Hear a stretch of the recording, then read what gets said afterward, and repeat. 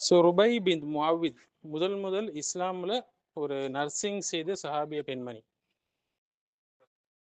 So அவங்க சொல்றாங்க, நாங்கள் நபிகளாரோடு உடன் போருக்கு போவோம், காயமடைந்தவர்களுக்கு தண்ணீர் கொடுப்போம், சிகிச்சை அளிப்போம், உயிரிழந்தவர்களையும் காயமடைந்தவர்களையும் மதீனா கொண்டு வருவோம்னு சொல்றாங்க.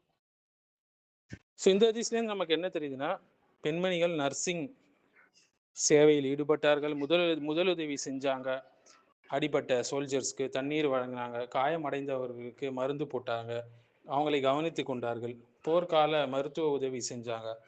ஸோ இஸ்லாமில் பெண்கள் சமூக நல பணிகளில் பங்கு கொண்டதை இது காட்டுதுங்க. ருபைதல் அஸ்லமியா இஸ்லாமிய வரலாற்றில் முதல் முஸ்லிம் நர்ஸ் என்று குறிப்பிடப்படுபவர். அவங்களுடைய பணிகள் காயமடைந்த சஹாபாக்களை சிகிச்சை செய்வாங்க, மருத்துவ கூடாரம் அமைப்பாங்க, பெண்களுக்கு மருத்துவ பயிற்சி அளித்தாங்க. ஹந்தக் போர்ல கூட சாத் இப்னு முஆத் காயமடைந்த போது ரதியல்லாஹு அன்ஹு நபிகளார் அவங்கள ருபை தாவுடைய கூடாரத்துக்கு தான் கொண்டு செல்லும்படி சொன்னாங்க.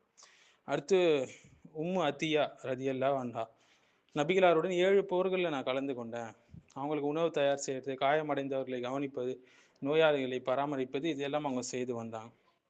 ஸோ இஸ்லாம் பெண்களுடைய திறமையை தடுக்கலைங்க, அதை எப்படி ஒழுக்கத்தோடு வழி நடத்தணுமோ அப்படி வழி நடத்துச்சு.